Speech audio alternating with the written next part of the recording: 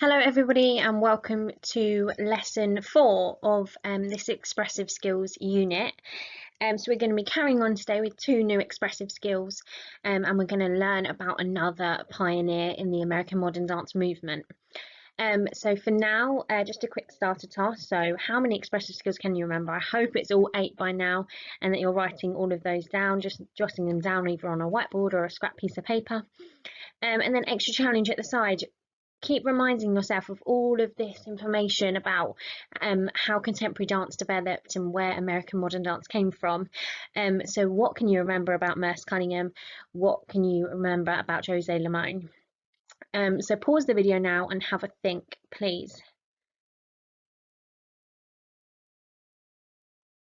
Okay, moving on to what we've previously done and what we're learning today.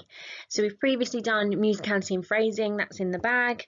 Today we're going to look at the last 2 expressive skills, which are communication of choreographic intent and facial expressions. And in the very last lesson of the unit, which is the next lesson, you're going to be answering some exam questions. So how will this link to my wider learning? We'll gain understanding of performance skills, we'll gain understanding of the development of contemporary dance, we will understand the stylistic features of contemporary, and we will learn about pioneer today, Martha Graham.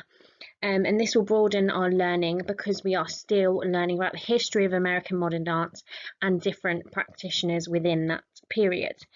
So today, like I've said, we're going to look at communication of choreographic intent and facial expressions, and we're going to evaluate some of these expressive skills. So let's get started.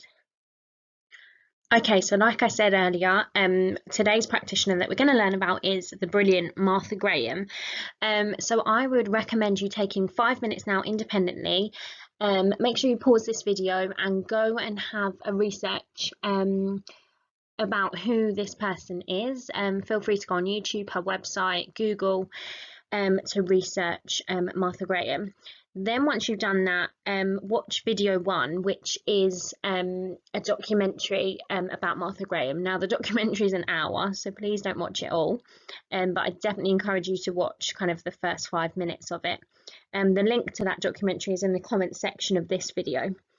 So once you've done all of that, come back to this video and we will move on.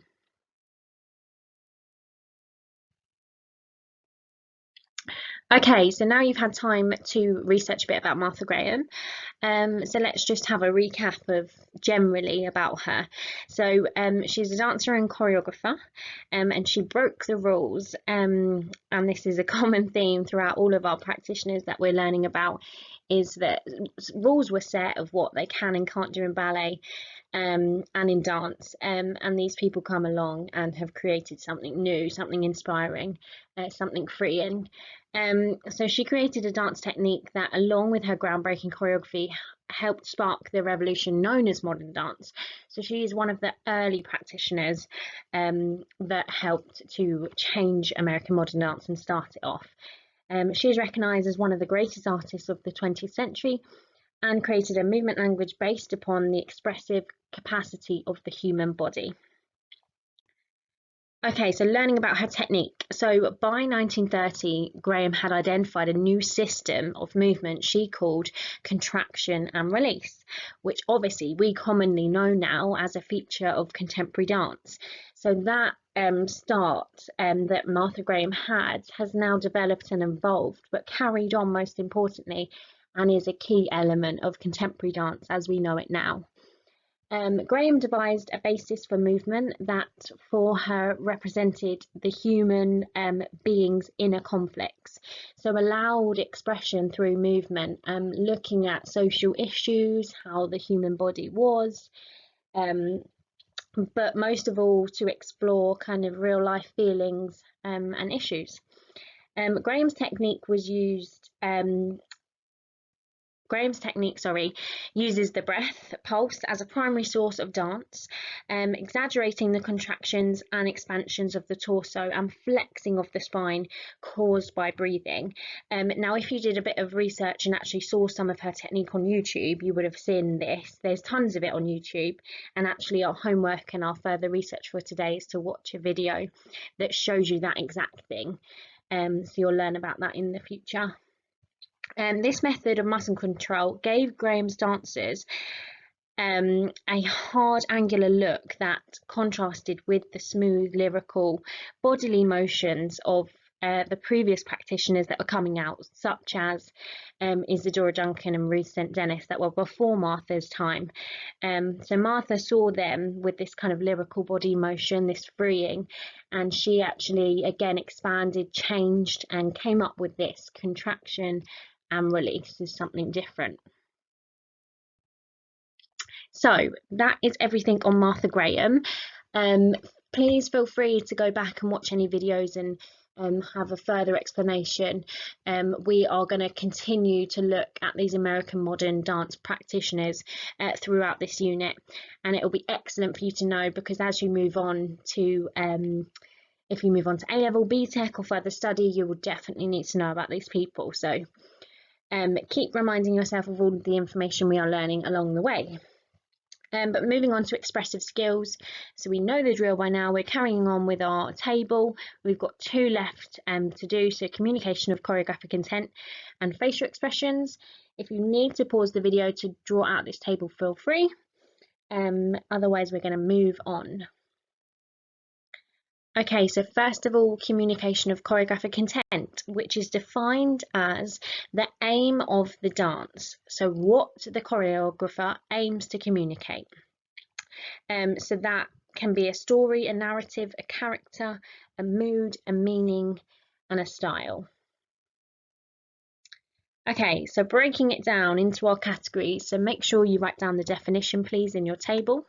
You do not need to write this, describe it, but I've just wrote a really basic example. So say we were reaching towards the corner to show the power of the sun. So our choreographic intention would be the power of the sun. We would use the action and the space of reaching to the corner to show that choreographic intention. Okay, moving on, how we improve as choreographers to communicate the choreographic intention.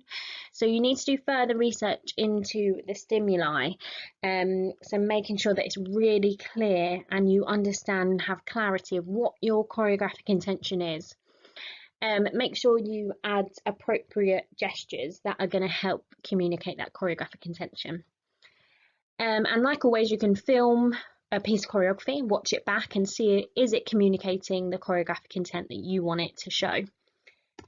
Importance, so obviously it's going to communicate to the audience the aim of the choreography, which is important.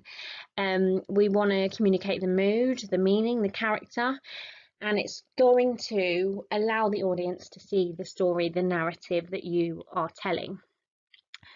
So pause the video now to write all of this down, please, in the table. Okay, final expressive skill is facial expressions.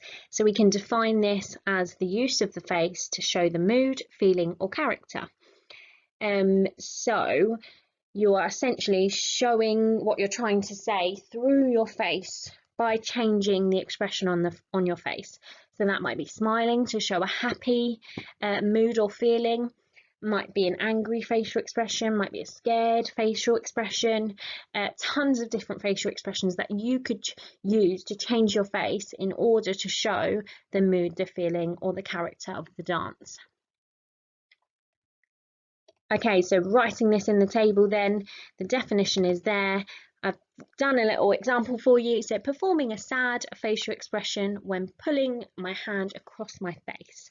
So I've stated what I'm actually doing. So I'm pulling my hand across my face, but I've also stated, which is really important, what my face is doing.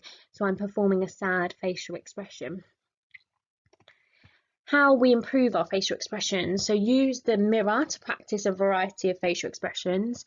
This is the expressive skill that's really hard to pull out of dancers because we're kind of a bit embarrassed or we don't want to perform them to everybody. So when you're on your own, using the mirrors to just practice a different variety of facial expressions. Even something simple like widening the eyes or smiling is going to add a lot to performance.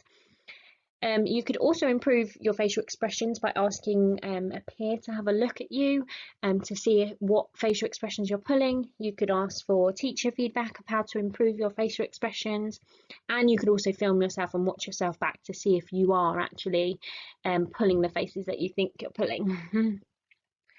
Importance. Facial expressions is important to show the choreographic intention. So these two go hand in hand slightly. Facial expressions is going to help to show that intention of the dance. Facial expressions are obviously going to add some interest. They're going to add emotion. They're going to go towards showing the narrative, and they will show your character. So pause the video now, please, to write this down in your table. Okay, and finally, I've just popped up there all of your expressive skills, which are now done. We have completed them. They're all written down in the table. So please, please, please continue to revise all of these expressive skills because you do need to know how to define them, how to improve them, and the importance of them. Okay, homework or further research. So sticking with this Pioneer Today of Graham, we are going to watch this video. It's an original technique class, so it breaks down, I mean, it is very long, so feel free just to watch 20 minutes or so of it. But it breaks down her technique, but also just visually, just because we've been verbally talking about it, visually to see the technique really embeds our understanding of what it is. So definitely have a watch of that. I will link this video in the descriptions. What else was I going to say? Oh yes, next lesson, final lesson in the unit, and we will be doing some exam practice, so an essential lesson that's going to help us put all this knowledge into exam practice. Well done everybody, and I'll see you next lesson.